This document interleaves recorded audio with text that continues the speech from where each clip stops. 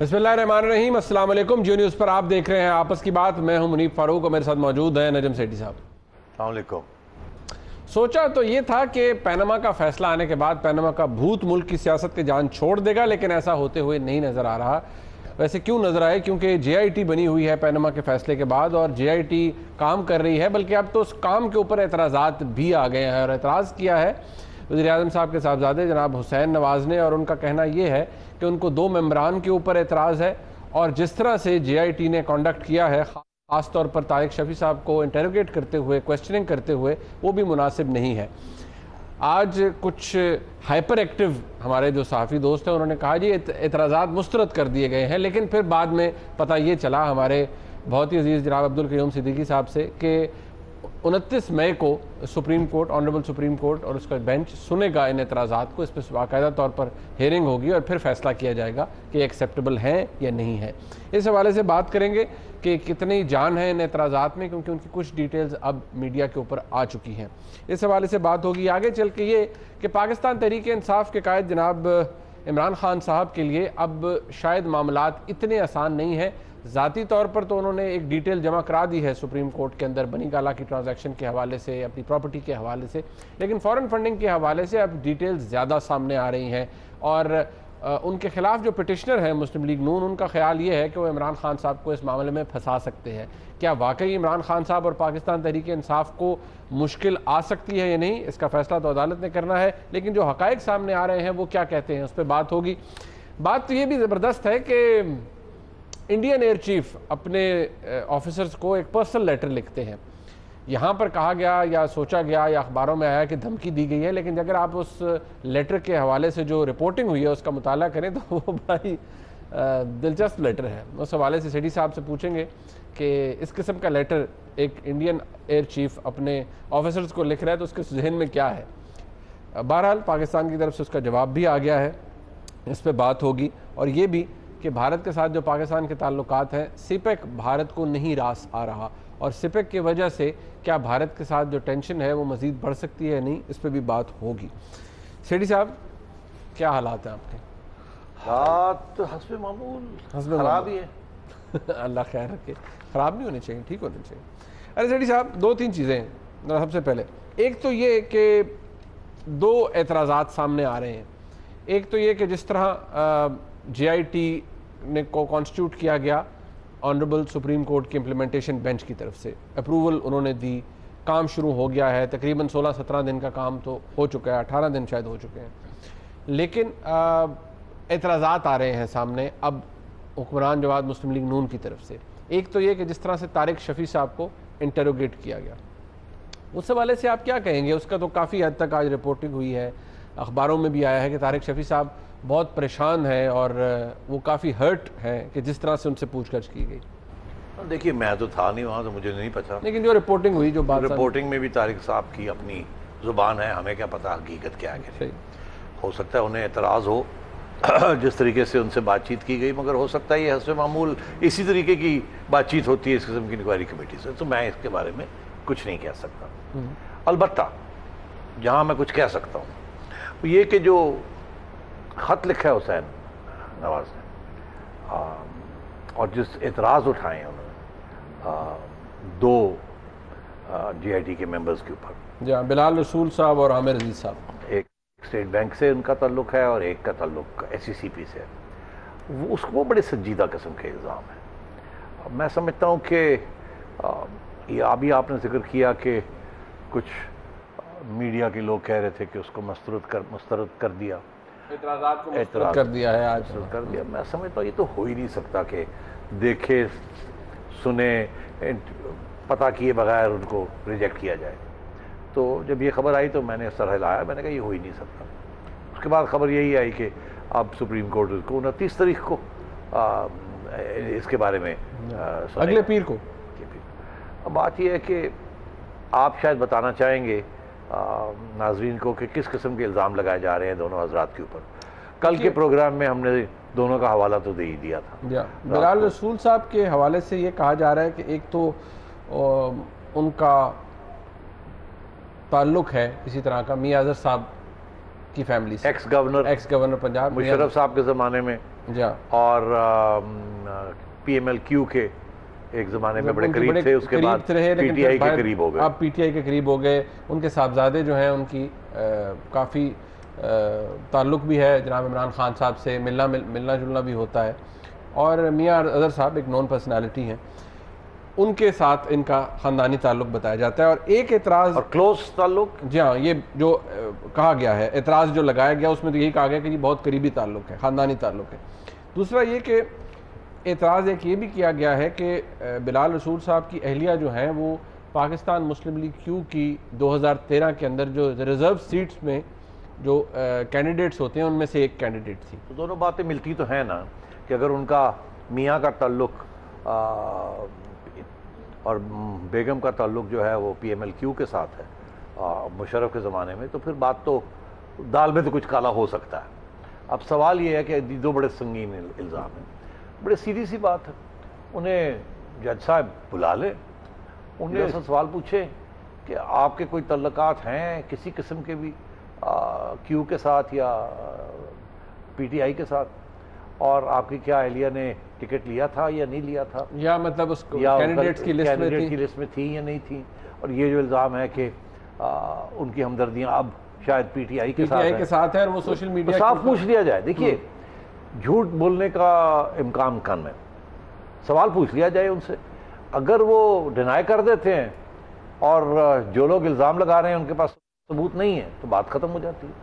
اگر وہ تسلیم کر لیتے ہیں کہ ہاں ایسے ہے، تعلق تھا، خواہ اب نہ ہو یا نہ ہو، تو پھر تو بات وہیں ختم ہو جاتی ہے. اگر تعلق تھا اور آپ جو مرضی کہیں کہ ہے یا نہیں ہے، یو آر ڈسکوالیفائڈ. اول تو انہیں خود ہی اسٹیپ اسائڈ کر جانا چاہیے اگر انہیں پتہ ہے کہ یہ بات جو الزام لگ رہا ہے یہ سچ ہے.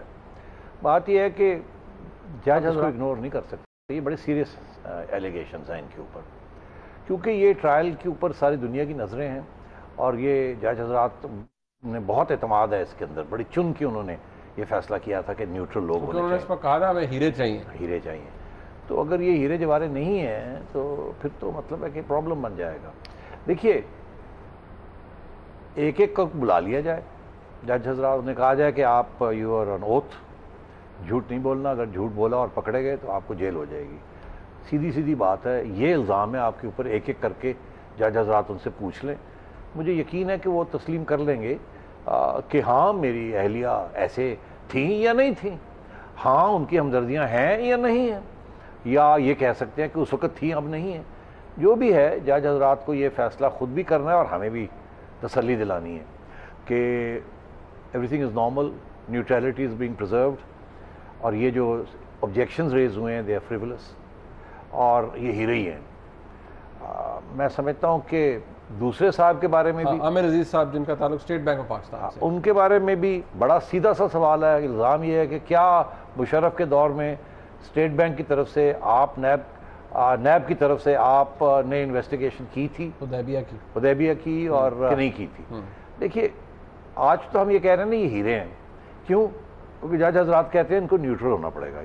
دے are above political affiliation, they want to get to the truth. They are almost جیسے ججز ہوتے ہیں. مگر مشرف کے زمانے میں تو ان کو چنا گیا تھا اس لیے نہیں کیونکہ یہ نیوٹرل تھے. اس وقت تو جس کو بھی چنا تھا، جو بھی کیس کرنا تھا، وہ اس لیے چنا گیا تھا کہ انہوں نے نواز شریف کو ٹائٹ کرنا تھا. اس لیے اس قسم کے افسر چنے تھے جن کی ہمدردیاں نواز شریف کے ساتھ نہیں، مشرف کے ساتھ تھیں. مطلب وہ ایک پری کنسیوڈ نوشن کے ساتھ ہے کہ ہم نے رگڑا دینا ہے. ایسے ہی ہوتا ہے. اگر نواز شریف آج کوئی کمیشن میں انکوائری کرے گا تو آپ کے خلاف، تو اپنے بندے اس میں ڈالے گا نا کہ آپ کے خلاف ججمنٹ آئے. اسی طریقے سے کہتے ہیں نا جی ہمیں تو ریٹائرڈ ججز کے اوپر بھی عمران خان کو اعتماد نہیں ہے کہ پتہ نہیں ریٹائرڈ ججز جو ہیں وہ کس کے ساتھ ہمدردیاں کہاں ہو. اس لیے میں سمجھتا ہوں کہ for the sake of transparency ان دونوں حضرات کو پورے بینچ کو چاہیے بلانا ایک ایک کر کے، اور بڑے سیدھے سیدھے سوال پوچھنے اور اس کے بعد فیصلہ کرنا. اور اگر دونوں ڈینائی کرتے ہیں تو پھر یہ کہ اپنی تسلی کرنا کہ جو الزام لگائے ہیں وہ صحیح ہیں یا غلط ہیں، اور یہ جھوٹ بول رہے ہیں یا سچ بول رہے ہیں. اور اگر اتنی سی بھی بو آ گئی جھوٹ کی تو میں سمجھتا ہوں سختی سے نمٹنا چاہیے. یہ چھوٹی چیز نہیں ہے، یہ بہت بڑی چیز ہے. ایک پرائم منسٹر کی ڈسکوالیفیکیشن اس پہ اٹکی ہوئی ہے، اور ججز have gone out of their way to say کہ ہم نے ہیرے چنے. تو اگر اس پہ داغ لگ گیا تو میں سمجھتا ہوں کہ یہ بینچ کے اوپر بھی اور جے آئی ٹی کے اوپر بھی بہت بڑا داغ لگے گا، اور اس ٹرائل کو بھی اور اس انکوائری کو بھی فاسٹ کہا جائے گا.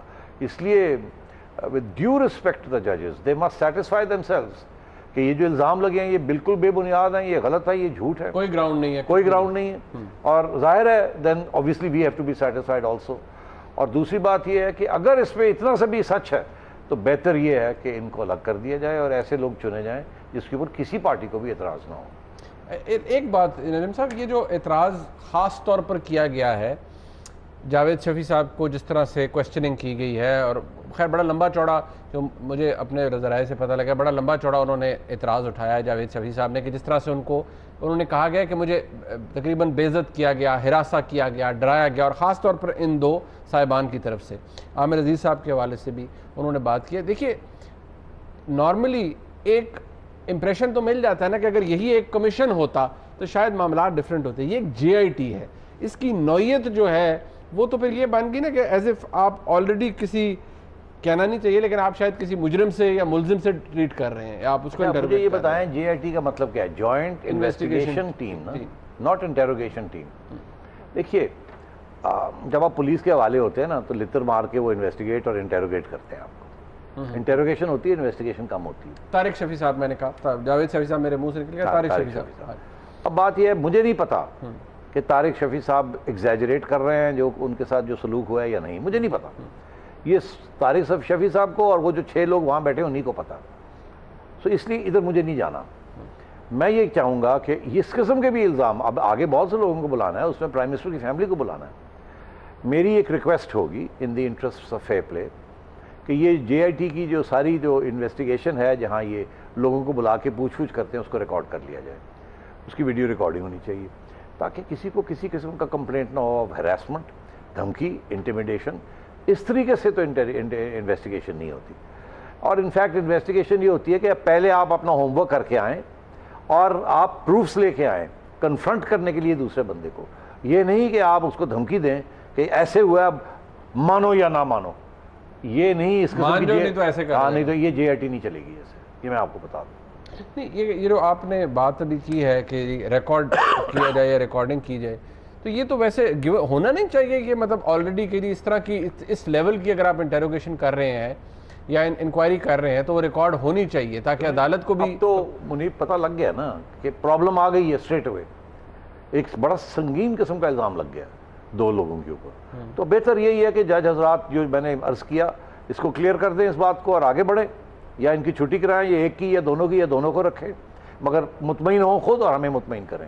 نمبر 1. اور میں یقین رکھتا ہوں کہ اگر جج حضرات مطمئن ہے تو ہم بھی ہو جائیں گے. مگر ریکارڈنگ کرنا ضروری ہے کہ یہ پھر اگر اس قسم کا انسیڈنٹ ہو گیا ان کے ساتھ یا کسی اور کے ساتھ تو پھر اور بھی جے آئی ٹی کی کریڈیبلٹی جو ہے وہ ڈیمینش ہوگی. تو بہتر یہ ہے کہ ساری پروسیڈنگز کو ویڈیو ریکارڈنگ کی جائے اور جج حضرات کے پاس وہ بھی ہو تاکہ وہ مطمئن ہو سکیں کہ صحیح طریقے سے کام ہو رہا ہے، دھمکیاں نہیں ہو رہی، ٹارچر نہیں ہو رہا کسی قسم کا مینٹل یا انٹلیکچوئل یا اور کسی قسم کا. And that investigation is proceeding like investigation should proceed. ایک بات جو اعتراض اٹھایا جا رہا ہے، اس اعتراض کے اوپر جو اعتراضات اٹھائیں گے ان پہ اس حوالے سے کہ 15 16 17 دن ہو گئے ہیں اس کمیٹی کو، اس انویسٹیگیشن ٹیم کو بنے ہوئے، کانسٹیٹیوٹ ہوئے، اس کو کام کرتے ہوئے. تو 15 14 دن کے بعد خیال آیا سب کو یا جو میاں نواز شریف صاحب کی فیملی ہے کہ یہ 2 لوگ ٹھیک نہیں ہیں. نہیں ہوتا ایسے ہے کہ جب یہ لوگ بنے ہوں گے نا تو اس وقت تو فوکس یہ ہوگا کہ آپ اپنی تیاری کریں. پھر کسی نے ذکر کیا ہوگا کہ آپ کو پتہ ہے وہ فلانے کے بارے میں یہ سنا ہے. یہ سنی سنائی باتیں ہوتی ہیں نا. اچھا پتہ تو کرو یار، پتہ کرو، ریکارڈ نکالو، یہ صحیح ہے یا غلط ہے. ایک طرف پتہ چل رہا ہے کہ کوئی ٹویٹس تھیں، پتہ چلا جی اس کو ڈیلیٹ کر دیا گیا ہے یا فیس بک پہ کوئی پوسٹ. تو یہ بہت سی باتیں سنی سنائی ہوتی ہیں. تو سنی سنائی باتیں تو اچھی باتیں نہیں ہوتی نا. سنی سنائی میں تو بہت سی ایگزیجریشن ہوتی ہے، جھوٹ بھی ہوتا ہے اور کہانیاں بھی بنائی ہوتی ہیں، لوگوں کو بدنام بھی کیا ہوتا ہے سنی سنائی بات میں. تو میرا خیال ہے انہوں نے کچھ ہوم ورک تو کیا ہے، اس میں وقت لگتا ہے. ہوم ورک یہ ہے کہ جی انہوں نے اب الزام لگایا ہے کہ پی ایم ایل کیو کی ایک ویمنز لسٹ کے اندر ان کا نام تھا. تو دیٹ مینز اگر ایسے ہے تو یہ بہت بڑا ایک سیریس الزام ہے. اس کو تو یس اور نو کیا جا سکتا ہے نا. وہ کہہ سکتی ہے نو، غلط. اگر یس ہے تو دکھائیں جی لسٹ کون سی، اور اگر لسٹ آ جاتی ہے تو آپ نے جھوٹ بولا ہے، فارغ. تو یہ تو بڑی سیریس سی بات ہے. اسی طریقے کے ساتھ عامر صاحب آپ تھے نیب کے اندر؟ یس سر. اور نو سر. نو سر, ختم ہوگی بات. Did you form part of investigative committee on Hudaybiyah Mills against this the then prime minister, the then prime minister who was then in exile and اس کے خلاف کیسز بن رہے تھے؟ یس سر اور نو سر. یس سر, آؤٹ یو گو. نو سر, آپ کے پاس کوئی ثبوت ہے؟ کین یو شو اس ثبوت؟ دوسرے کو کہا نہیں ہے, اوکے گڈ, dismissed. تو اٹس سو سمپل. یہ تو آدھے گھنٹے کے اندر یہ معاملے دونوں طے ہو سکتے ہیں منڈے کے دن. سیٹھی صاحب ایک اور بات جو آج سامنے آ رہی ہے, ذرائع یہ کہہ رہے ہیں, ابھی کوئی کلیئر بات سامنے نہیں ہے, کہ شاید فیصلہ یہ کیا گیا ہے کہ ان کے صاحبزادوں کو بلایا جائے گا یا شاید پرائم منسٹر صاحب کو بھی بلایا جائے. کتنا آسان یا مشکل ہوگا پرائم منسٹر کے لیے اور JIT کے لیے بھی پرائم منسٹر کو کوئز کرنا یا ان کے صاحبزادوں کو کوئز کرنا؟ صاحبزادے آسان یا مشکل کی بات جو بھی ہے, اگر بلانا ہے تو بلانا پڑے گا, اور اگر بلایا جائے گا تو آنا پڑے گا, سیدھی سی بات. اور اگر جو بھی ایکسکیوز بنائے گا وہ اس کے کیس کو خراب کرے گا, سیدھی سی بات. مصدق ملک صاحب اب وزیر اعظم کے ترجمان ہیں, اسپوکس پرسن ہے پرائم منسٹر, انہوں نے بھی اعتراض کیا ہے کہ جس طرح سے JIT خود کو کنڈکٹ کر رہی ہے وہ غلط ہے. دیکھیے آپریٹو پارٹ کے اندر لکھا تھا کہ دے ول انویسٹیگیٹ اینڈ کلیکٹ ایویڈنس. اب بات یہ ہے جس طرح سے کام کر رہے ہیں تو یہ تو نہیں بتایا اس بینچ نے کہ جی آپ نے ایگزیکٹلی, انہوں نے یہ بتا دیا آپ نے انویسٹیگیٹ کرنا ہے, ایویڈنس کلیکٹ کرنی ہے اور 13 سوالوں کے جواب لانے ہیں یا لینے ہیں یا ڈھونڈنے ہیں, لیکن کس طرح بات کرنی ہے, کیسے بات کرنی ہے, کیسے پیش آنا ہے, کیسے نہیں پیش آنا, یہ تو نہیں بتایا ہوا. یہ تو نہیں بتایا جاتا, مگر کچھ تو رولز تو ہوتے ہیں نا کہ کس طریقے سے انویسٹیگیشن ہوتی ہے. دیکھیے میں پھر یہ کہہ رہا ہوں کہ یہ جو بات ہے نا کہ ایک بندے کو بلانا اور اس کو کہنا تم نے یہ کیا, تم نے یہ کیا, تم نے یہ کیا, وہ آگے سے کہتا نہیں کیا, پھر اس کو دھمکیاں دینے شروع کر دینا, یہ تو تھانے کی بات ہے. اس قسم کی JIT کی یہ رول نہیں ہے. اس قسم کی JIT کا رول یہ ہے کہ منیف فاروق, یہ کاغذ ہے, اس کے اوپر یہ لکھا ہوا ہے, یہ ہم نے یہاں سے لیا ہے, اس کے اوپر یہ مورے لگی ہوئی ہیں, یہ صحیح ہے یا غلط ہے؟ ڈو یو ایڈمٹ دس اور یو ڈونٹ ایڈمٹ دس؟ یہ ہم ایویڈنس لے کے آئے ہیں. پھر دس از انویسٹیگیشن. آپ اپنا ہوم ورک تو کریں. یہ 6 ہفتے گزر جائیں گے, لوگوں کو بلائیں گے, ان کو دھمکیاں دیں گے اور پھر لکھیں گے جی فلانے نے جواب نہیں دیا, فلانے نے صحیح جواب نہیں دیا, فلانے نے اوائڈ کر دیا کویسچن کا جواب دینا, فلانے نے سائلنس کیا. اس سے ہمیں لگتا ہے ایسے ہے کہ یہ اس میں دال میں کالا ہے اور ہم سمجھتے ہیں یہ ہوا ہے. This is not good enough, sorry. But Sethi صاحب اوپر بہت سینئر ججز ہیں, وہ ایزمپشنز کے اوپر تو وہ بھی فیصلے نہیں مانیں گے کسی اسٹیج پر. گڈ. ایک بریک کا وقت ہے یہاں پر, جب بریک سے واپس آئیں گے تو معاملہ کیونکہ یہاں ختم نہیں ہو رہا, کیونکہ پینما اور JIT ابھی تک کام کر رہے ہیں, JIT انویسٹیگیٹ کر رہی ہے, تو مسلم لیگ نون کیوں ہاتھ سے موقع جانے دے. انہوں نے بھی عمران خان صاحب کے خلاف محاذ گرم رکھا ہوا ہے, اور وہ ہے فارن فنڈنگ کیس, جو کہ ایک طرف ECP میں چل رہا ہے اور 2 طرح سے چل رہا ہے, ایک اکبر ایس بابر صاحب کی طرف سے اور ایک اور مسلم لیگ نون کی طرف سے. اسی طرح حنیف عباسی صاحب کی پٹیشن جس کی سماعت ہو رہی ہے آنریبل سپریم کورٹ میں, چیف جسٹس صاحب کی سربراہی میں 3 رکنی بینچ اس کی سماعت کر رہا ہے. اس حوالے سے بات کریں گے ہم بریک کے بعد, ہمارے ساتھ رہیے.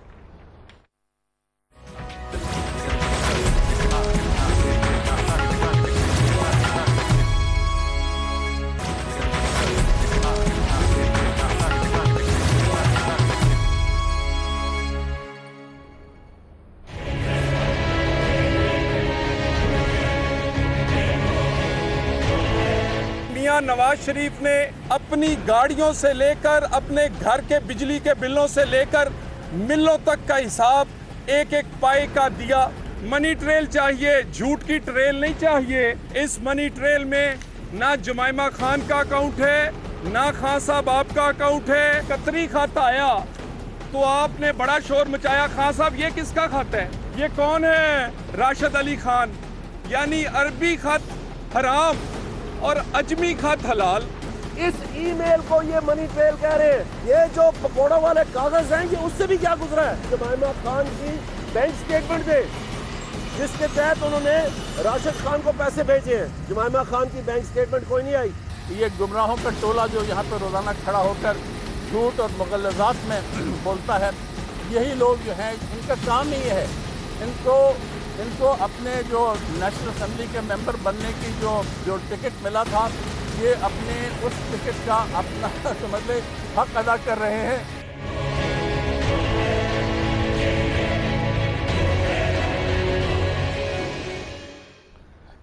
آپ نے دیکھا تباہ آزمائی کس طرح ہوتی ہے, اور میں مسئلے کے دی بڑے ہائپر ہوئے ہوتے ہیں. خاص طور پہ میں دیکھتا ہوں دانیال عزیز صاحب, مطلب دانیال عزیز از ریسلر, اس کا ایک سٹائل ہے وہی نا, بڑے مطلب وہ میرا خیال ہے کہ نریندر مودی سے زیادہ بڑی چیسٹ ہے ان کی.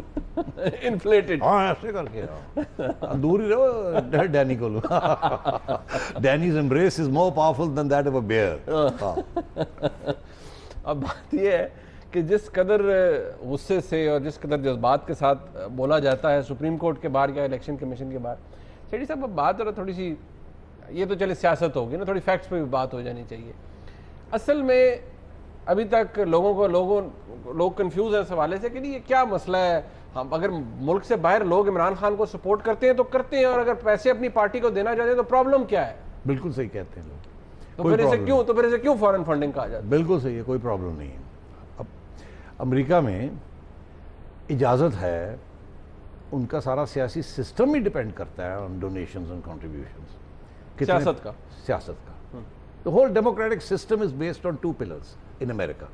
ایک یہ کہ آپ الیکشن لڑ رہے ہیں, آپ کے پاس اپنے پیسے تو کم ہی ہیں نا, آپ لوگوں سے کلیکٹ کرتے ہیں اور وہ ٹیکس کلیم کرتے ہیں, ڈیڈکشن اس میں وہ آپ ڈونیٹ کر رہے ہیں, اور وہ سارے اکاؤنٹڈ ہوتے ہیں, اکاؤنٹیبل ہوتے ہیں. اس کے لیے لوگ فنڈز بناتے ہیں, بینک اکاؤنٹس بناتے ہیں, اور وہ اکاؤنٹیبل ہوتے ہیں. اسی لیے وہ کہتے ہیں نا, جو ہلری کلنٹن نے $45 ملین ریز کر لیے, ڈونلڈ ٹرمپ نے 70 ریز کر لیے, تو وہ دیر اکاؤنٹڈ. تو وہاں تو کمپنی بنانا to raise funds for a political party اور اے پولیٹیکل پرسنالٹی اور an election is legal and legitimate. آئیے وہاں یہاں میں ایم شیور یہاں بھی ایسے ہی ہے, قانون یہی کہتا ہے کہ آپ کر سکتے ہیں. مگر ایک اور قانون ہے الیکشن کمیشن کا, وہ یہ کہتا ہے کہ اگر باہر کی کوئی کمپنی, پرائیویٹ یا پبلک, وہ یا انڈیویجول, وہ آپ کو اگر یہاں ہماری الیکشن کے اندر کوئی کنٹریبیوشن کرتا ہے کسی پارٹی کو, تو اس کے 2 پہلو ہیں. ایک تو یہ ہے کہ وہ بتایا جائے کہ وہ جو پیسہ ہے وہ ٹیکسڈ پیسہ ہے, وہ کوئی غیر ملکی, غیر عناصر, غیر پاکستانی اس قسم کا کوئی تو سورس نہیں ہے. دوسرا یہ کہ اگر کوئی پرائیویٹ کمپنی ہے تو وہ اس کو بین ہی کر دیتی, وہ کہتی ہے کہ نہیں آپ کر ہی نہیں سکتے. یہ اب ایک آرٹیکل ہے الیکشن کمیشن کے اندر. اب صورتحال یہ ہے کہ عمران خان صاحب کو نے 2010 اور 2013 کے درمیان کوئی 2.5 ملین, اور 2015 تک 5 سال میں کوئی $3.5 ملین امریکہ کی مختلف کمپنیز جنہوں نے پاکستانیوں نے سیٹ اپ کی تھی, اور انہوں نے پیسے کلیکٹ کیے عمران خان صاحب کے لیے, اور انہوں نے پھر پاکستان وہ پیسے بھیجے. اب اور انہوں نے ظاہر ہے وہاں کے قانون کے مطابق ڈکلیئر کر دیا وہاں. اب یہاں کے قانون کے مطابق سوال یہ کھڑا ہوتا ہے کہ وہ جو پیسہ یہاں آیا ہے وہ لیگل تھا کہ نہیں, نمبر 1. نمبر 2, کیا اس نے کوئی ہمارے قانون کو توڑا ہے کہ نہیں توڑا. کیونکہ اگر فار ایگزامپل اگر اس کے اندر کوئی اسرائیلی زائنسٹ, جو الزام ہے, جو الزام لگایا جا رہا ہے, اگر کسی اسرائیلی زائنسٹ نے اس کے اندر کوئی کنٹریبیوشن کی ہے, اور وہ کنٹریبیوشن اس حصے میں ہے جو یہاں ٹرانسفر ہوا ہے, تو ہمارے قانون کے مطابق, because we don't recognize Israel as a legitimate state, تو then that is violation of the Pakistani law. اس قسم کے چھوٹے چھوٹے اور بھی پہلو ہیں. عمران خان صاحب کا یہ کہنا ہے کہ ان کے دشمنوں کا یہ کہنا ہے کہ یہ ٹریل ساری کی ساری صاف ہونی چاہیے, اور ہمارے قانون کے مطابق یہ پیسہ یہاں نہیں آ سکتا تھا, وہاں اکٹھا ہو سکتا ہے, یہاں نہیں آ سکتا. میں سمجھتا ہوں کہ آنے کو تو شاید پابندی اتنی نہیں ہوگی, وہ تو پروف کیا جا سکتا ہے. جیسے آپ نے کہا کہ اگر وہاں کوئی سپورٹرز پیسے بھیجنا چاہیں تو وہ ڈائریکٹ ریمیٹنس بھی کر سکتے ہیں, جیسے ورکرز ریمیٹنسز کرتے ہیں, پارٹی کا اکاؤنٹ ہو یہاں پر پیسے بھیج دیں, یا ایک کمپنی بنا کے بھیج دیں, ایز لانگ ایز یہ دکھا سکتے ہیں کہ وہاں وہ لیجیٹیمیٹلی وائٹ منی کے ذریعے, وہ وائٹ منی تھی, بلیک منی نہیں تھی امریکہ کی اکانومی میں, وہ دکھائی گئی ہے. جن لوگوں نے کنٹریبیوشنز دی ہیں انہوں نے اپنے انکم ٹیکس ریٹرنز میں دکھائی ہیں. اس میں بہت سے لوگ ہوں گے جو واقعی ایک طرف. دوسرا یہ کہ جو یہاں آیا ہے اس سے کوئی ایسی چیز تو نہیں ہے جو کہ ہمارے قانون کے مطابق. اب یہ چیک کرنا ہے الیکشن کمیشن نے. اب عمران خان صاحب کے وکیل 2-3 باتیں کہہ رہے ہیں. ایک تو یہ کہہ رہے ہیں کہ یہ آپ اس کو کیوں دیکھنا چاہ رہے ہیں, آپ کا کوئی قانون نہیں ہے. ای سی پی کا تو کہتے ہیں آپ کا اختیار ہی نہیں, آپ کے پاس اختیار ہی نہیں. میں سمجھتا ہوں اختیار ہے, اور منی ٹریل جسے کہتے ہیں اس کو بھی پروف دینا پڑے گا اس میں. تو باقی بھی 3 اور سیاسی جماعتیں ہیں جن کے بارے میں کچھ کہا جاتا ہے. ایک یہ پیپلز پارٹی سنا ہے یہ اکارڈنگ ٹو دی ہم نے جو اخباری رپورٹس پڑھی ہیں کہ جی زرداری صاحب نے بھی وہاں ایک کمپنی بنائی تھی 2003 میں 2004 میں، اور مگر وہ جو بھی پیسے وہاں کلیکٹ ہوئے اس کا مقصد یہ تھا کہ زرداری صاحب کی لابنگ کرنا اور پیپلز محترمہ کی لابنگ کرنا امریکہ میں، تو وہ امریکہ میں ہی کلیکٹ ہوئے وہیں خرچ ہو گئے، اس کا ہماری الیکشن کمیشن کے ساتھ کوئی تعلق نہیں۔ اسی کے طریقے کے ساتھ PML-Q وہاں بھی کوئی کمپنی بنی تھی پیسے کلیکٹ کرنے کے لیے، نہیں وہ APML سوری مشرف صاحب، وہاں بھی کوئی $2.5 کے قریب اکٹھا کیا گیا، مگر وہ یہ نہیں پتا چلا کہ یہاں آیا یا وہیں خرچ ہو گیا یا غائب ہو گیا وہاں سے، یا جنرل صاحب نے اپنی جیب میں ڈال لیا، کچھ پتہ نہیں اس کا۔ تو جو بھی ہوا ہے as long as یہ پروف نہیں ہے کہ یہاں آیا ہے تو وہ بھی پھر الیکشن کمیشن کے لیے پرابلم نہیں ہے۔ تو مطلب ہے کہ MQM کے بارے میں بھی یہ ہے کہ وہاں ایک اکاؤنٹ کھلا تھا، ایک ایسی کمپنی بنائی گئی تھی جس کے اندر ڈونیشنز ڈالنے تھے، مگر اس کے بارے میں ہمیں نہیں پتا کہ وہ کیا ہوا اس پیسے کے ساتھ، آیا گیا کہاں گیا۔ تو اس وقت جو بیسک الزام ہے دیٹ از آن PTI اور عمران خان کہ یہ جو پیسے کلیکٹ ہوئے ہیں، اس کے ساتھ ساتھ ایک اور بھی تو چیز چل رہی ہے نا کہ جہاں ایک ایکس PTI کے سینٹرل کمیٹی کے ممبر اکبر ایس بابر وہ یہ کہتے ہیں کہ گھپن ہوئی ہے، بہت سے گھپلا ہوا ہے اور پیسے ان اکاؤنٹیبل ہیں and so on and so forth. میں سمجھتا ہوں کہ یہ اس کی صفائی پیش کرنی پڑے گی PTI کو اور اپنا نام صاف کرنا پڑے گا۔ لیکن سیٹھی صاحب میں بار بار وہی بات کہتا ہوں کہ عمران خان صاحب نے اس کو جتنے وہ ہائی پیڈسٹل پہ کھڑے ہوتے ہیں جب وہ بات کہتے ہیں، جب آپ کسی اور کو، ظاہری بات ہے میں اگر کسی اور کو چور کہوں گا تو مجھے یہ بات ثابت کرنی پڑے گی نا کہ میرا کردار یا میرا کانڈکٹ جو ہے وہ میں کون ہوں، میں تو نہیں چور خود، ہاں میں خود تو نہیں ہوں، کیونکہ یہ تو ویسے بھی کہا جاتا ہے نا he who comes to the court must come with clean hands۔ تو اگر آپ کا کانڈکٹ ہی اس پہ سوال ہے یا اس پہ آپ جواب نہیں دے پا رہے تو سیاسی طور پہ تو بہت بڑا مسئلہ ہے۔ سیاسی طور پہ بھی مسئلہ ہے اور قانونی طور پہ بھی مسئلہ ہے، مگر میں سمجھتا ہوں قانونی طور پہ بڑا مسئلہ ہے، سیاسی طور پہ چھوٹا مسئلہ ہے۔ پوچھئے کیوں؟ وہ اس لیے کہ عمران خان صاحب کے اوپر آپ جو بھی الزام لگائے وہ لگتا ہی نہیں، ان کو چڑھتا ہی نہیں۔ ان کے جو سپورٹرز ہیں، نوجوان ہیں، وہ کہتے ہیں جی جو مرضی کہہ لو، عمران خان ساڑا ہیرو ہے، ساڑا لیڈر ہے۔ ان کے اوپر آپ یہ الزام لگا بھی دیں نا تو کوئی نہیں یقین کرے گا کہ کی ہو گیا، سب جھوٹ ہے۔ تو مطلب ہے کہ سیاسی طور پہ میں سمجھتا ہوں یہ عمران خان کو ڈیمیج نہیں کرتا، ان کا سپورٹ ویسی ہے اس قسم کا ہے کہ وہ یہ چیزیں نہیں مانتے، وہ اس چیز سے مبرہ ہیں، بیونڈ ٹھیک ہے ایسی کی جیسی، کیونکہ ان میں سے آدھے تو ایسے وہ کہتے ہیں یار جیسا بھی ہے لولا لنگڑا ہے، جیسا بھی ہے تبدیلی تو آئے نا، دیکھا جائے گا، ٹرائی تو ہم نے نہیں کیا۔ اور کچھ ہیں جو کہتے ہیں نہیں جی جو مرضی کہہ لے بندہ ٹھیک ہے، بندہ صحیح، بالکل۔ کچھ کہتے ہیں ہمیں نہیں پتا بندہ کیسا، مگر وہ جو بیٹھے ہوئے ہیں ان سے تو بہتر ہی ہوگا نا، تو ہم ٹرائی تو کریں۔ تو اس قسم کا ماحول بنا ہوا ہے PTI کے اندر۔ کچھ لوگ کچھ یقین کرنے کے لیے بری بات کے بارے میں تیار ہی نہیں ہیں، کچھ لوگ یہ وہ کہتے ہیں ہوگا مگر سو واٹ، ٹرائی تو کر کے دیکھتے ہیں، باقی بھی تو ایسے ہی ہیں یا اس سے بہتر ہی نہیں، برے ہی ہوں گے۔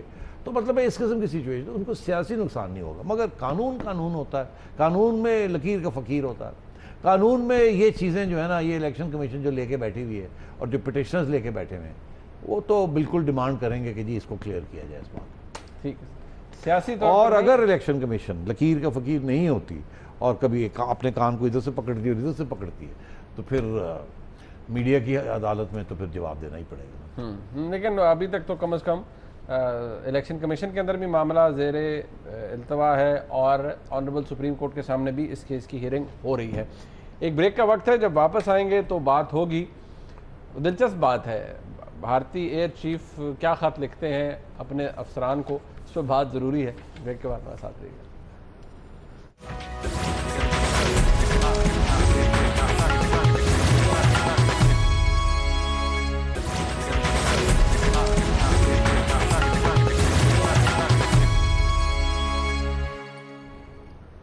ایک دفعہ پھر آپ کو خوش آمدید کہتے ہیں۔ حیرت کی بات کیوں ہے، بھارتی ایئر چیف نے ایک لیٹر لکھا ہے جس میں اب جب ظاہری بات ہے اس لیٹر کی جو سٹوری چھپی اس کی ٹائٹلنگ ہوئی تو عنوان یہ ہے جی کہ ایکشن کے لیے تیار رہیں آن شارٹ نوٹس، لیکن ساتھ ہی ساتھ اس میں سیٹھی صاحب کچھ بڑی دلچسپ باتیں ہیں جو آپ کی نظر سے بھی گزری ہوں گی۔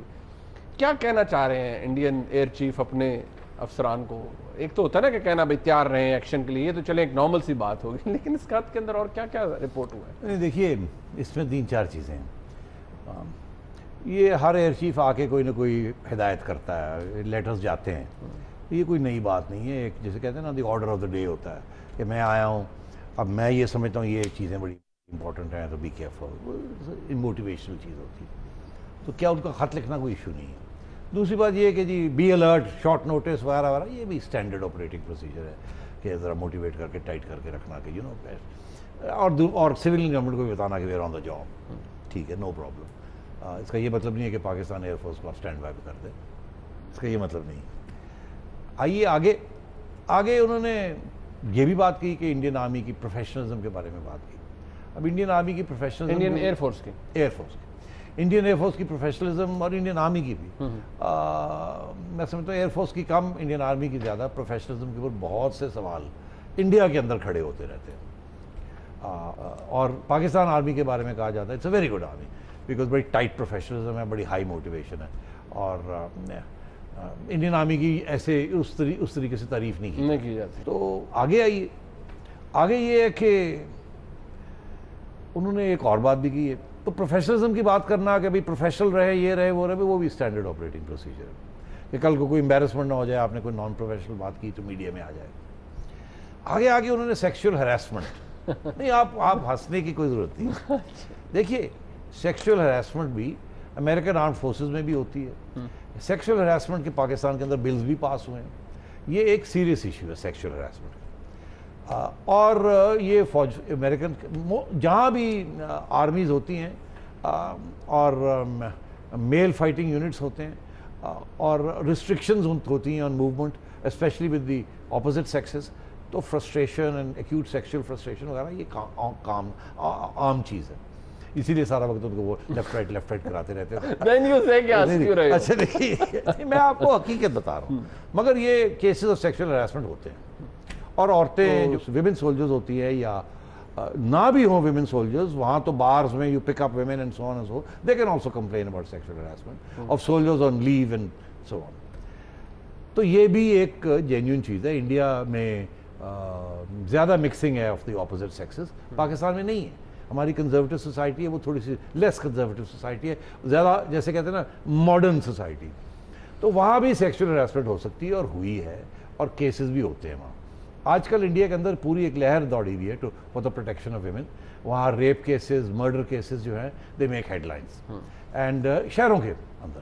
تو میں یہ سب، اور اپر کلاس کے لڑکے، مڈل کلاس کے لڑکے، کیونکہ لڑکیاں خواتین جو ہیں وہ پروفیشنلز ہیں، وہاں کام کرتی ہیں، بسوں پہ آتی ہیں جاتی ہیں، رکشہ میں آتی ہیں، موٹر سائیکل چلاتی ہیں، تو ظاہر ہے جب ایسے ہوتا ہے تو یہ چیزیں ہوتی ہیں اس میں سوسائٹی میں۔ تو میں سمجھتا ہوں وہ بھی اتنی کوئی خطرناک بات نہیں ہے۔ مگر اب آپ جو ہنس رہے ہیں تو میں سوچ رہا ہوں کہ آپ کے ذہن میں کیا چل رہا ہوگا کہ آپ سوچ رہے ہیں کہ اس نے اسپیشلی یہ ایشو کھڑا کیا ہے، کیوں ریز کیا؟ تو یہ ایک تو یہ ہے کہ ظاہر ہے اس کا مطلب ہے سیکشول ہراسمنٹ جو ہے تھوڑی سی زیادہ وائڈ اسپریڈ ہوگی ایئر فورس کے اندر، شاید ہائی آلٹیٹیوڈ کے اندر جہاز اڑانے کے ساتھ سیکشول فرسٹریشن شاید زیادہ ہوتی ہو ایئر فورس میں، I don't know. Us letter کا جو کانٹینٹ ہے کہ ایک ایئر چیف اپنے آفیسرز کو خط لکھ رہا ہے، پروفیشنلزم کی بات ہو جائے، وہ کسی اور چیز کی کمپلینٹ کر لے کہ آپ کا آفیسر لائک بیہیویئر ہونا چاہیے، یہ ہونا چاہیے، وہ کہ جی آپ فزیکل انٹیمیڈیشن نہ کریں and behaviour amounting to sexual harassment, یہ نہیں ہونا چاہیے۔ Issue in India,